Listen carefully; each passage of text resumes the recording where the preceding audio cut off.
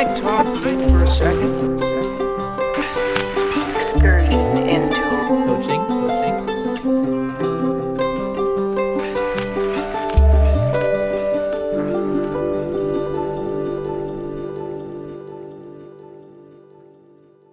And then we're live. Hey. Oh, hi. So here we are talking about coaching, and I'm here with Beth Weinstein, right? Mm-hmm. Excellent. I've been looking forward to talking to you because for some time I've been exploring the topic of coaching and psychedelics. You know, inspired by the research of psychedelics in the therapy realm and how much they contribute to healing. And I couldn't help but think, well, what about all of the people that don't have a disorder or suffer? You know, what about all the normal people, so to speak? And what can psychedelics actually contribute? So I've been looking around and like different coaches who do different kind of work. I followed Kyle Buller, right, from Psychedelics Today, who then talked about being a guest on your virtual conference.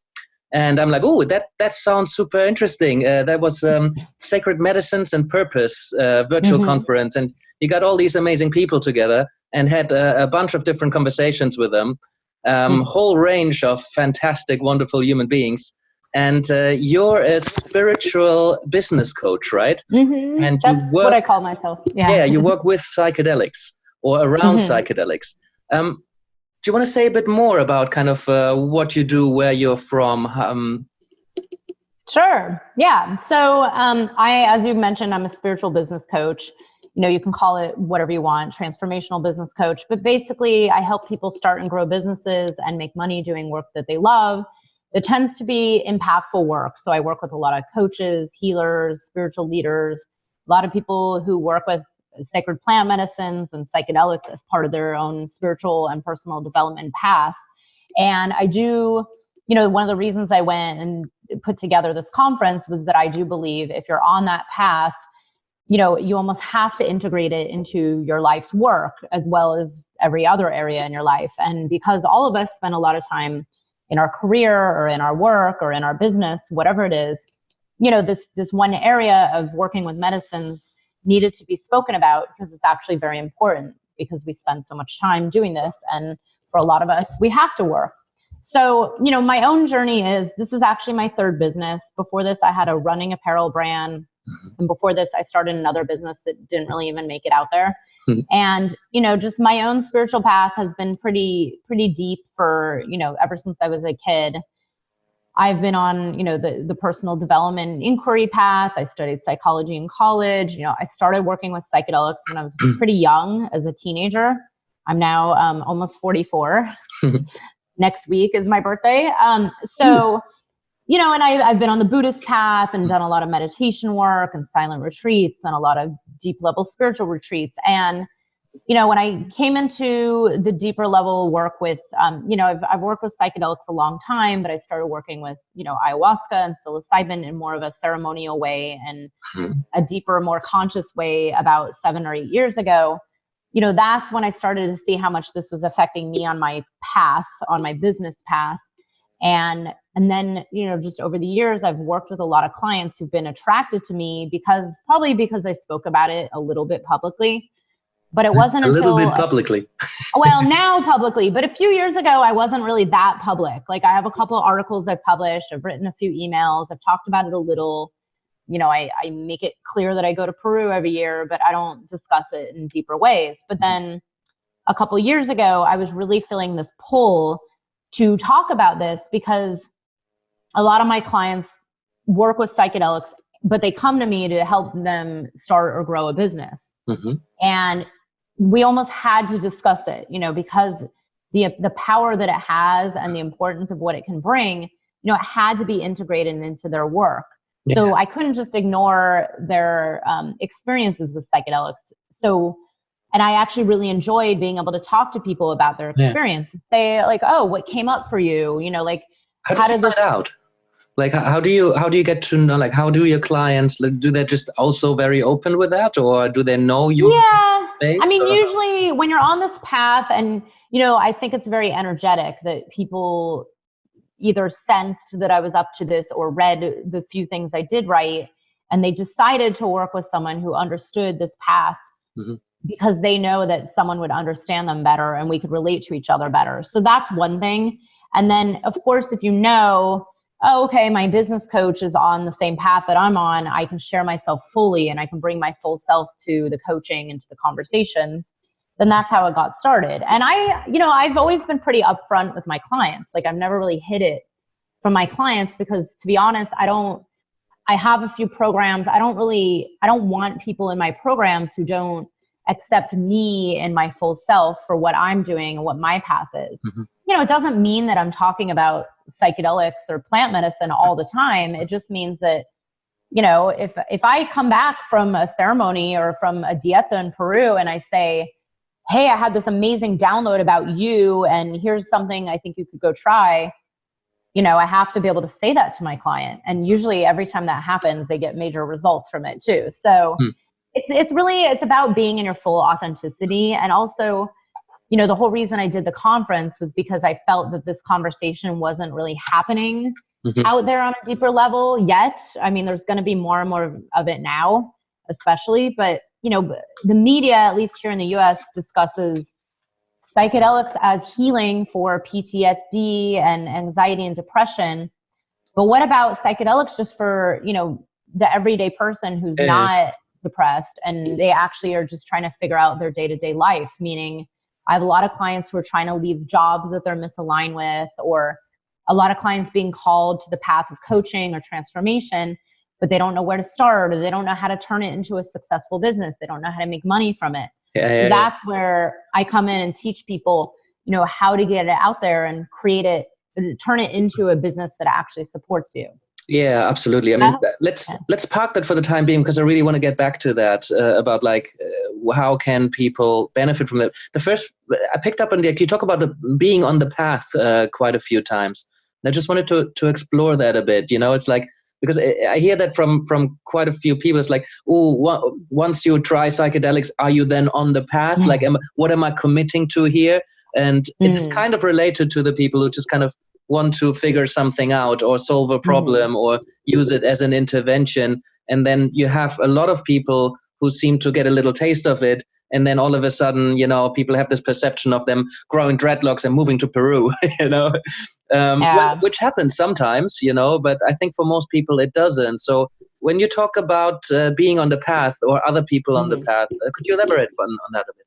Yeah, well, I mean, I feel like it's a conscious decision. So when I first, I had been working with psilocybin on and off for many years. And then, of course, recreational things back when I was younger. But, it wasn't until when I first started working with ayahuasca, I thought it would just be a one-time thing. I was like, let me try this. I don't really feel a need. I didn't know the power that it had. And then I was just pulled onto it, right? I just decided to go back and go back and go back and then go deeper and go to Peru and do it, every year now for the last few years. And to me, it's become part of my path, meaning my spiritual growth path, I also consider myself a Buddhist, I'm on a Buddhist path as well. I meditate, that's part of my path. I actually consider I'm a very big athlete. I run a lot. I hike. I do a lot of outdoors, movement, and that's a big part of my path. So you ran an insane amount of marathons, I saw. Yeah, I've run 19 marathons and 10 ultra marathons. So, but those I'm doing short distance now. No long distance for now. But no, I think I just call it that because some people might work with psychedelics once in a while, but maybe they don't consider it part of a deep level part of their path.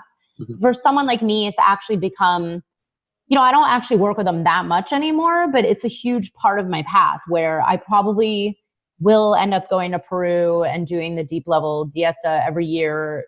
I still can't find a reason not to go. So until that day comes, it's part of my path. I still drink medicine a handful of times a year, I still work with, I consider psilocybin one of my best teachers. So to me, I just say it as language where it's easy to communicate that it's not, that I hold it very sacred as well. It's not just like, I go to Burning Man and take some mushrooms and hopefully my life changes. It's like, no, I take these as sacraments. These are gifts that I believe, and that's why I wanted to make that conference. Was I believe for some, in some ways, this is my personal opinion, is that it's actually here to facilitate change on the planet. Mm-hmm. And that's what a lot of the speakers agreed with. And this is what I wanted to talk about, was like, how are these medicines benefiting us beyond the three things in the media: PTSD, anxiety, and depression? What about actually helping the planet on a larger scale? What about creating conscious businesses that are more aligned with, being in harmony with the earth, more sustainability? Like, I know you're German and Germany is getting it right, but in America, we're way far behind on sustainability. I know there's more and more, but there's more work that needs to be done because we are literally destroying the earth in so many ways. Yeah. And I do believe when you start to work with these medicines, a lot of the messages come through that help you see your own life. Like, wow, I'm wasting water, or, why am I buying all this stuff? Or why am I not, making more conscious decisions when I shop, or when I eat, or what I put in my body? Like, it comes down to everything. Yeah. And that's, Yeah, no, you've talked about like messages coming through, and I've heard you say downloads also in mm-hmm. some of your conversations. It sounds to me like there is something we can access through that, rather than perhaps something that we create. There's an access to something that is not us that we then have access to. So I wonder if you could talk about that in that. Yeah. Well, I have theories about this, and it's all theory. I don't think anyone's right when they say this is exactly what happens when you're under the influence of medicines. But to me, what happens is, a lot of people believe everything is actually already inside of us, which I believe is true, right? I believe as humans, we actually do know how to treat the earth right. We do know how to make conscious decisions. We do know what's healthy for us and what's unhealthy. We do know how to eat organic foods. We do know how to make smart decisions. But, our programming and our bodies and the world we've been born into, and especially the last millennia of conditioning, we've learned a lot of other things. Mm-hmm. So I think, my theory is what happens when you put aside the ego-based mind, which very much happens under the influence of these substances, is you're accessing something that's actually already in you. Just very much a coaching attitude, right? Yeah. I always tell people, I'm like, you don't really need me as a coach, but you do, because, you can't hold yourself accountable. It's usually just the very basics, but everything is actually in you. But it's the same thing with these downloads, these messages, or, I believe it's, it's higher self, it's source, it's me, but it's not me, it's within me. It's my connection to a higher power that's actually available. I've accessed these realms through meditation. That's why I'm like, I don't believe in just doing psychedelics. I don't believe in just doing meditation either.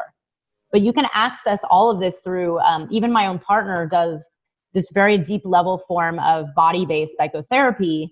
And I have reached states within that, not working with him, but with one of his friends that's also as good as he is. And I've reached similar states as I've reached with DMT, and it's like, well, how am I reaching this state in a 1-hour session as I'm reaching it with one of the most powerful substances on the planet? Of course, it's all the same thing. It's all there. It's all available. Yes. I just, a lot of this is the terminology, because it's easy to say things like, well, a download, because it feels like, it's coming from nowhere or coming from somewhere else, but really, it's all there. It's just, we don't access it as easily. So this is the shortcut. Yeah. I hear what you're saying. It's like, it's interesting how people have different terminologies for that. It's like something working through me, or there is a God or a higher power, and I'm just a kind of vehicle for it. When actually others say, look, the answers are mine and I create them, and that's me. And there's a space that facilitates me coming up with my own answers. Often it works in similar ways. If the outcome is that we have the answers and that the answers have emerged, whether we've created them or whether we have had access to them, I think that's just a process of facilitation, and coaching can be that facilitation process. Substances can be that facilitation process. A meditation retreat can be that facilitation process. But sometimes just going to sleep and, letting your brain process, and then waking up with a solution to your idea can be that process. And I think this is where some substances or some activities just accelerate that process of getting access to it. Totally. Talking about process, like, is there a specific process that you have? I know some people, they work with prep, and a lot of people work with integration. Some people are already doing work with people while they're on a substance. So I just wondered if you could talk about your process a bit, how you work with people. Yeah. So just to make it clear, I do not facilitate or promote or work with anybody while on any substances. You know, to me, the way I work is whatever you do is your own business. If you want to bring it back and talk to me about it, great. If not, then that's okay too. I respect your privacy. But, you know, like I said, I have business coaching programs right now. I have 1 year long. It's a group mastermind where I coach people in a large group. And, you know, it's a step-by-step process of how to start and grow your business. Or a lot of people who've started businesses but just haven't gotten them to the point that they want to get to yet. It's really about learning how to grow it. So that I actually have a process. But when it comes to integrating the psychedelic work into that, you know, then it's a little more organic. So a lot of my clients, because I create a very safe space in this group coaching program, you know, a lot of people will say, I went to a ceremony this weekend, or I'm going to drink medicine next month. Or a lot of times people actually want guidance around how do I set an intention? You know, like I'm a little stuck around, I don't know, this limiting belief around asking for more money or whatever it is. And they actually want guidance on how do I go bring this into my 2 nights of ayahuasca next month, you know? So I'll give some coaching around that, but you know, I don't give anything. I don't tell people where to find it. I never actually tell people to go do it.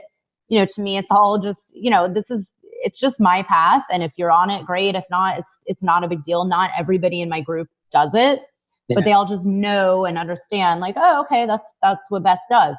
You know, I don't even talk about it that much unless something like when I come back from Peru, it's like, okay, guys, here was the main learning from this 2-week immersion of, you know, it's some of the deepest level work you could possibly do. And it's very intense and very beautiful. But usually it's just, you know, when things come up, like I had a client, this one I found very funny. A client had said to me, you know, she's been in my year-long program for 2019, the last year. And I had told her many, many months ago, I think you need to take a deep breath and slow down. You have this, what I call shiny object syndrome. You're doing a little too much, like overwhelmed. She's also working. She's also a mother. And I said, look, just focus on one thing at a time. Like, you know, and this is actually how I teach, but she decided to go against my advice and just did thousands of things at once. And then she went away and drank ayahuasca a couple days and came back. And she came back, and then this was many months later. She's like, I realized this weekend that I'm doing too much and I really just need to focus on one thing. And I actually really I'm okay with that. And I was like, okay. So sometimes it takes people learning through the hard way, you know, or waiting 6 months to hear your higher self telling you to take it down a notch, even though you have a coach. You know, this is why coaching can only work, you know, if you're open to it or if you're really, you know, willing to take the coaching. Yeah, that's but, the you thing. Know, as you know, we can't force our clients to do anything. We can only guide them along their journey. But so that's, you know, I don't have a specific process around integration. You know, I've helped people through certain things, you know, in some isolated instances. You know, if people come to me like really, you know, like I've found one of the reasons I was called to do this was when you go do something pretty deep, like go on a dieta in Peru or wherever, like something that's not just go drink one night or take mushrooms one night, but really like an immersion. You know, it can be sometimes it can be very jarring. Like you said, someone might want to go quit their job, grow dreadlocks and move to Peru. Or I've actually seen people come back from there and quit their job and sit kind of in just like silence for a year because they get confused and they don't know what to do. And I actually, you know, I do believe everyone needs to do what's right for themselves. But the one thing that was upsetting me is to see people going and doing such an amazing, beautiful, intense experience, but then not being able to bring it back to the reality of the world we live in. And the reality of the world we live in is we're all here to facilitate change, people on this path. And let's say, you're an architect and you don't like being an architect anymore. And maybe you want to go, become a healer because you're actually a healer. And then you go to Peru and you come out of it thinking like, I'm just going to quit and then not do anything. And then a year goes by and they're like, okay, I'm lost. I have no money. I have no job and I don't know what to do. And that's where I believe someone like me can actually guide them through, okay, here are the gentle steps that you take to start taking action to create the job, the business that you want, and leave the job you don't want. But not to do crazy, brash decisions after such an intense experience. Yeah, I found that astonishing how many people come out of these weekends or weeks or nights or experiences, and they have all of these amazing ideas or insights. There's so much stuff. Like some of it is confusing, some of it is very, very clear. In some of these integration rounds that you perhaps have the next day, people share so much about the changes that they're going to implement in their lives, small, big, whatever it may be, and how many come back the next year, or you meet them 6 months later, and very little has actually happened, and they just kind of go back. I know some people who've gotten into a very regular ayahuasca drinking habit, but every time they came back, they're super inspired for about 2-3 weeks. And then they just kind of go back into their old patterns, which is quite normal. We have those patterns. Patterns are strong.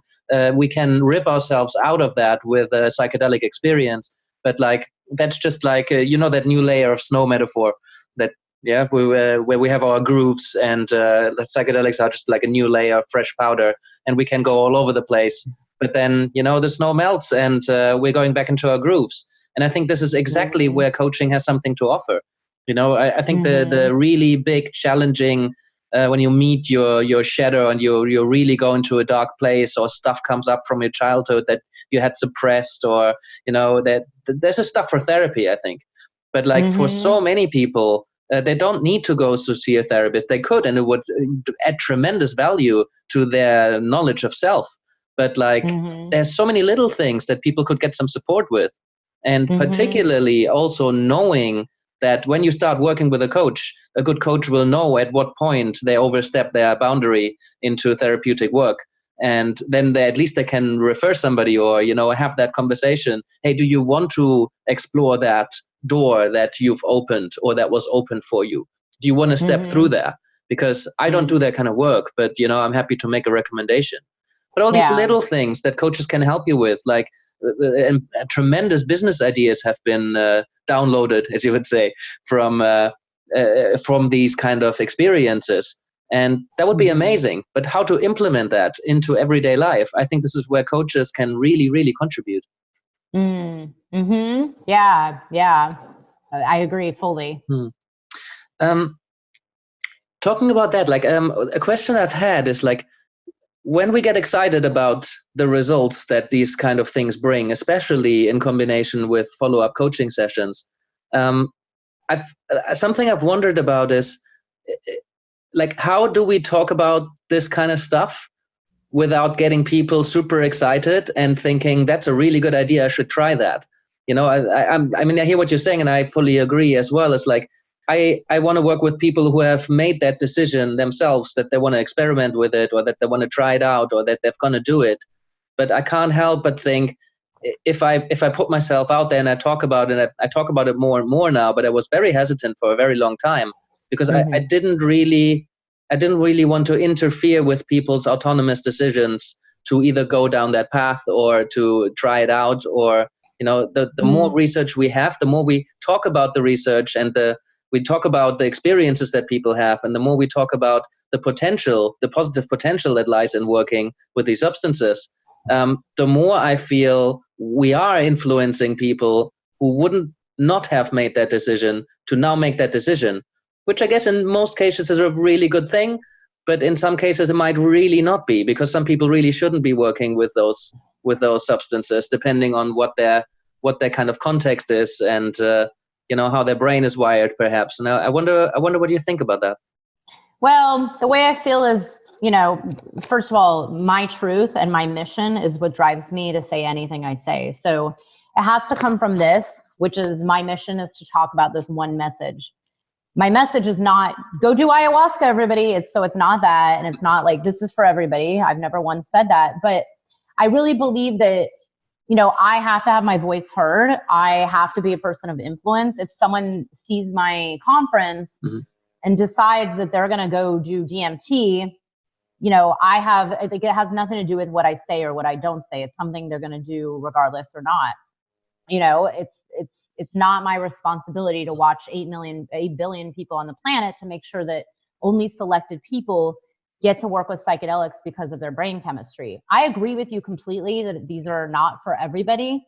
And I also feel like, everybody is a sovereign being and needs to decide that for themselves. So, but the reality is these things need to be discussed. It's like people discussing sexuality.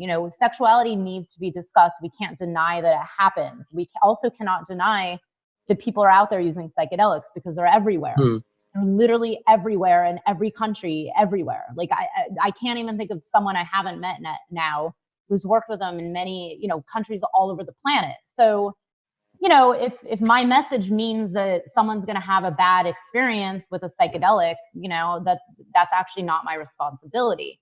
To me, the point is, this is like saying to someone, I'm not going to share this kind of ice cream that I found because it's so good, but it's so fattening and so full of sugar that you really shouldn't be eating it. So the reality is, the way I feel about our food system, at least here in America, is some of the most popular foods in America are more harmful to you than drinking ayahuasca. So like a certain kind of dessert, let's say, or a certain kind of ice cream or a potato chip that has chemicals and sugar and salt and MSG and whatever. So, but if I go around saying like, these are the best chips that you call them crisp over there. These are the best crisps that I've ever had, and then someone goes and starts eating them and then they develop diabetes or high blood pressure or actually die of a heart attack. That's like saying I'm never going to tell anybody how good these chips are. So that's the way I see it. It's not, I don't think it's irresponsible. I think it's actually about, the way I believe is everybody has a voice. My voice is just this one, excuse me, I'm like speaking my voice. I actually lost my voice over the weekend. Everybody has a voice to be shared and everybody has a message. And, if your message comes from this place of, hey, I'm here to share this with the people who are either already doing it or maybe have thought about doing it. And I want to share, my personal experience, which is my truth. And then the 26 people I interviewed sharing theirs and their opinions and their experience. And, if you listen to a lot of them, they do say, harm reduction. Hold on. I went to this crazy training this weekend, involved a lot of yelling. Like harm reduction should be first. Obviously, safety is first. If you're not healthy mentally and physically, you need to get the people that I do this medicine with are extremely detailed and extremely particular about who they allow to even work with these medicines. So what's some of the safeguarding that's in place? Like, do you there's a ton of, at least, or do they, or? There's people I know. So depending on what the medicine is, even though some of these are very safe, like ayahuasca is considered safe. But if you have, high blood pressure, if you're on SSRIs, if you're on MAOI inhibitors, if you're on certain medications, you cannot take it. It's actually dangerous to take it.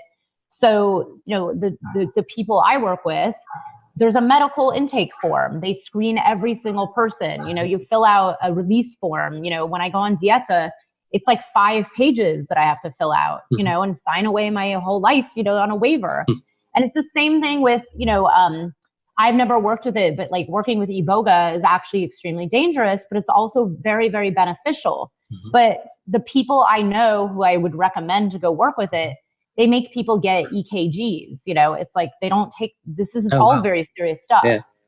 I've worked with Sonoran Desert Toad DMT, and that was like, it took me almost 2 hours to fill out my paperwork for a 10-minute ceremony. Yeah. So, I'm not a medical expert. I'm not a facilitator of these, but I am, when I've been in groups, even working with something as simple as psilocybin, which is very like extremely safe, there's always precautions. We always, like, the people I've worked with sit down and talk to each and every person for a one-on-one screening, like, where are you in your life? What's going on? What's happening?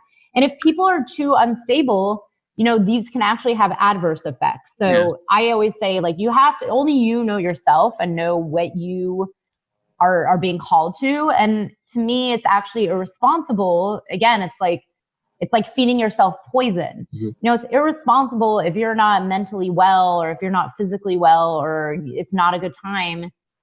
To me, it's just, that's like self-harm, is choosing to do something that might make you actually worse. So could you recommend any of the legal centers or the legal retreat places that have these very high safety standards and safeguarding?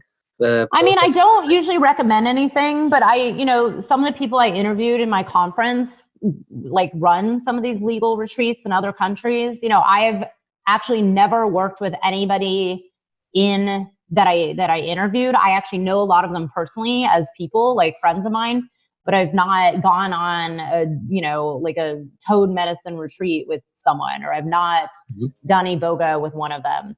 But I know that they're very high integrity people.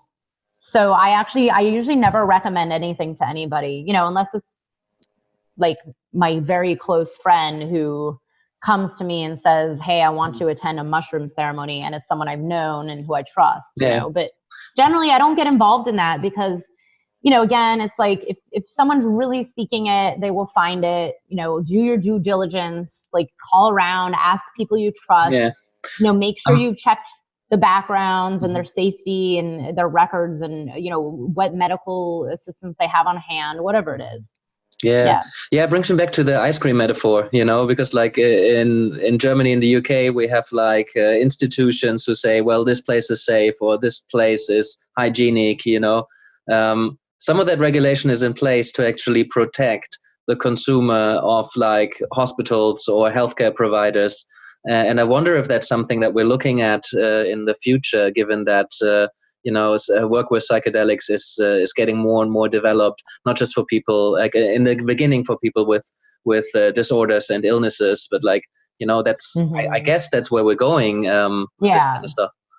Yeah. And I know there's going to be more and more of that happening, and that maybe will solve the problem. But even then, like, who knows? It's all, since it's so new, we don't know what's going to happen. But I do know there's more and more visions of having legal centers, or even in the US, like having a lot of psychedelic-assisted psychotherapy centers where everybody's trained. It's, it's government approved. It's not illegal. So that's in the works. It's happening right now. But that's another interesting question. I think it's like, how do you feel about psychedelics being taken, or like, you talk about medicines a lot, and like, it seems that there's the scientific camp who talk about, the compounds. And then there's a more ancient traditional camp that talk about, well, we do these in traditional circumstances. And, you want to do this with a shaman, somebody who's been working with this for generations. You want to do this within a certain set of people. You want to have the instruments there, and you want to have a certain process that you go through. And I think it's inevitable that the active compounds will be taken out of it and applied in different settings. The research has been done, with eye masks in a hospital room that was made to look a little bit nicer, obviously, than a normal hospital room. But like, how do you feel about taking these compounds out of their traditional settings and applying them for their active ingredients that work in the brain? Yeah, I mean, again, I'm very much on the path of to each their own. So I am not really called to, like, I know about synthetic psilocybin, for example, or, like even there's a new form of ketamine out there. I don't actually work with ketamine myself. I personally am more like, I want a psilocybin mushroom that either I grew or someone I know grows, someone I trust, and I want it to come straight from the earth. I don't think anything's wrong with what they're doing with the future of, what this might look like with, extracting or creating, new compounds, or Lord knows, like we all know there's a risk of, pharmaceutical companies are going to then package psilocybin pills and make them, completely unaffordable for people who really need them, just like they do with a lot of the other drugs out there in America. But so we don't know what's going to happen. I'm not really anti anything, because I do believe that, what's really meant to happen is actually meant to happen. Like I am a believer in, nothing's actually really wrong. There might be challenges, there might be some mistakes, but, I think there's more important things to worry about. Like, at least in the US, it's like, okay, why don't we take a good, honest look at the heroin problem that we're having around this country? If people truly wanted to change that, maybe we'd put in Iboga and Ibogaine centers that helps cure people of opioid addictions. That's a bigger problem to me than worrying about what's going to happen, if they, but, and I know there's a lot of conversations right now because, since I did my conference, I've had a lot of people come out and say, what about the indigenous people? What about the tribes? What about, the Westerners stealing from the tribes down in South America? And, again, I believe that everything comes in a balance eventually somehow, right? And I don't believe that that's the full story. So yes, there are white men who are pillaging, ayahuasca, and there's rumors that ayahuasca is actually, becoming like endangered and it's unsustainable. And then you talk to an expert who says, actually, that's a crock of shit, and it's actually fine, and it is about being in balance with the indigenous peoples. But technically, no one owns a plant, right? Like, the earth is actually here to give to everybody. So the reality is it's all available to everyone. The unfortunate part of something like ayahuasca, for example, is that it takes a lot of human labor to make it into a brew and then get it to people around the world. So then it costs money. It's like, I've seen it be made. It takes a ton of plants, a ton of work, a lot of, it's not something you just pick off of a tree and drink. It's this huge process. And additionally, I work with a skilled shaman who's been doing it for 25, 30 years. So again, yeah, you can go to a guy who's just found it and then is going to pour it for you, and maybe he'll be good or maybe not. Or you could work with someone who's dedicated their whole life to it. But, there is no right or wrong, like, who's to say what's right or wrong? To me, whatever ends up working for you, like, whatever the synthetic thing might, like, I don't even touch acid ever. Like, I haven't had it I've had like this much in the last like 20 years. But for some people, like, acid is the greatest gift to man, for them, it's their path. And I think that's okay. Like, I don't actually like touching synthetics very much. So, to each their own, whatever gets you there. I think the way I see it is that the relationship really matters, and it starts with set and setting, but like, you can have a synthetic compound that does the stuff in the brain, but if you don't have the relationship around it, it's going to be a very different experience. If you go somewhere for a weekend and you diet and you set intentions and, there's a process around it, setting intentions with the group, sharing, doing that same thing afterwards, that changes the experience. If you just let the compound work at your synapses, it's going to be different. It's the same with coaching, really. You can have a certain process and, read a couple of questions in series and, watch videos that coaches have pre-recorded.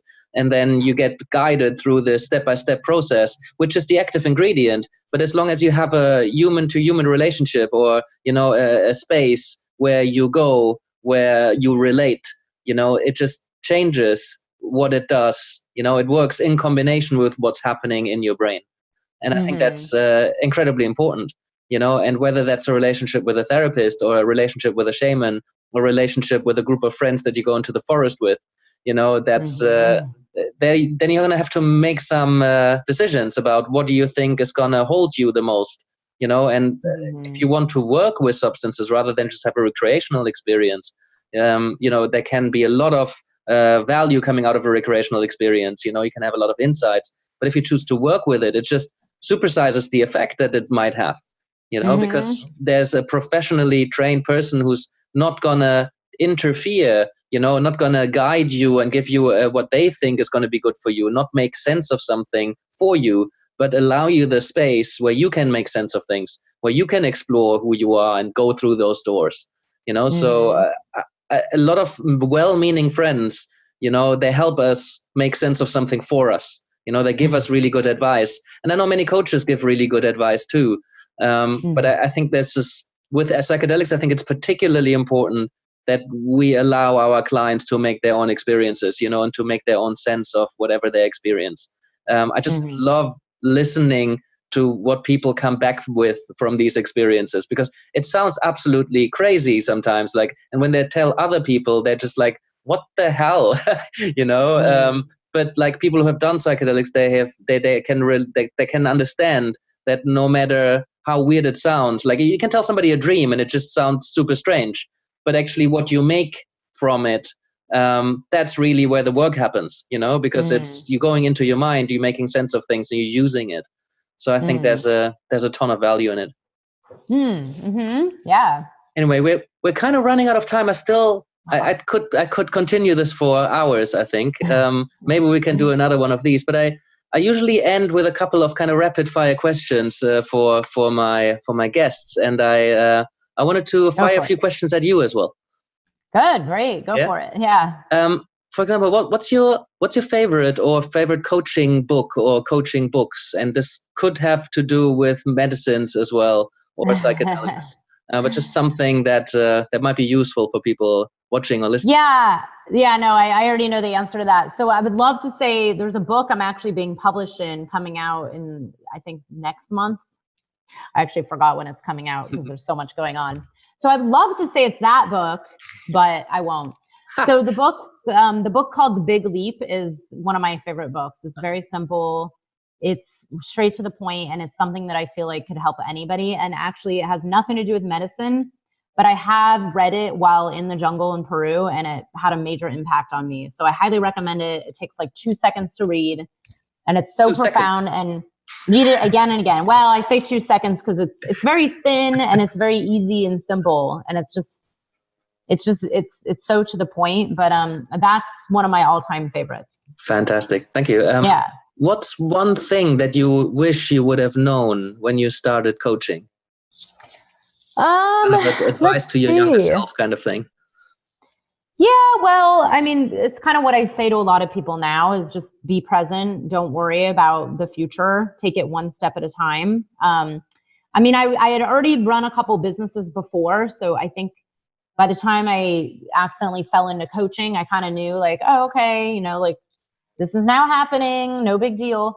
But the one thing I know starting the previous businesses was getting caught in these cycles of, fear of, scared of taking risks, knowing, having to know how things are going to look and not being as present as I possibly could be. Mm-hmm. So that's something I talk about a lot is really, just keep staying in action, keep moving forward, keep taking little steps, like one baby step at a time, and let go of all the attachments and the clinging to how things will turn out and how things will look. Given that you're a business coach, is there a piece of business advice or an insight that people come to very regularly? Is there something you keep repeating with different? Well, what I just said was one of them. Really just the one thing I actually say a lot over and over, because I'm surprised how many people haven't done this or don't have this as a daily practice, but at the very least, take up daily meditation. It seems so simple, why would a business coach be saying that? But honestly, having a 20-minute meditation practice is more effective than working on your business for 20 minutes. Mm-hmm. So it's just something, when people are really stuck in their fears or in their head or procrastinating or self-doubts or limiting beliefs, if you're not even able to sit with yourself for 20 minutes a day and then be able to develop the awareness to see your thought process, that's the root of everything, including everything that's stopping us in our business. So if you're not able to dedicate some time to actually just having an awareness, what's the whole point of it all? Nothing else works as effectively as just sitting and meditating and keeping it into a daily practice. Yeah, I love it. Absolutely. And next one might just be this one, but it might also be a different one. If you were able to take over any amount of people's screen. Could be one person's screen, or it could be all the screens in the world for about 30 seconds. What would your message be? Wait, screen? What do you mean? Like get onto screen, their like platform? You could just like take over the phone and like put yourself on there, or to like every TV screen. Could only be America. Oh, be your friends. Okay. Could be one person.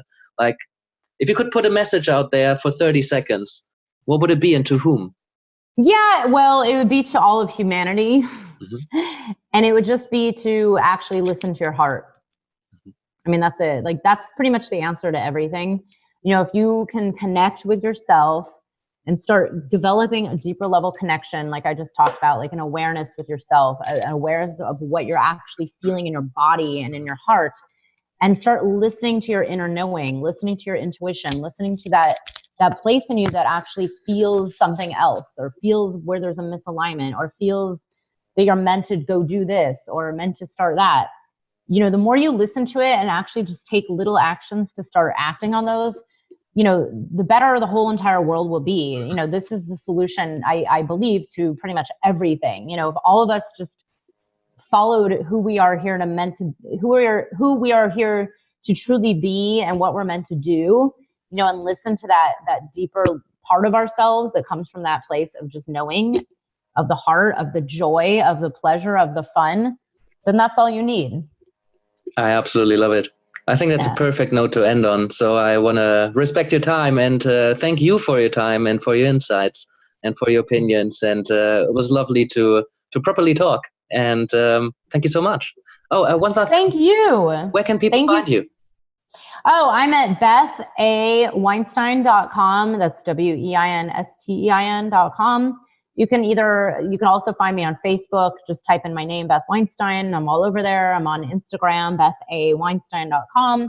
If you Google me, I'll probably come up somewhere out there. But yeah, you can reach out to me on anywhere and just, you know, feel free to ask me any question.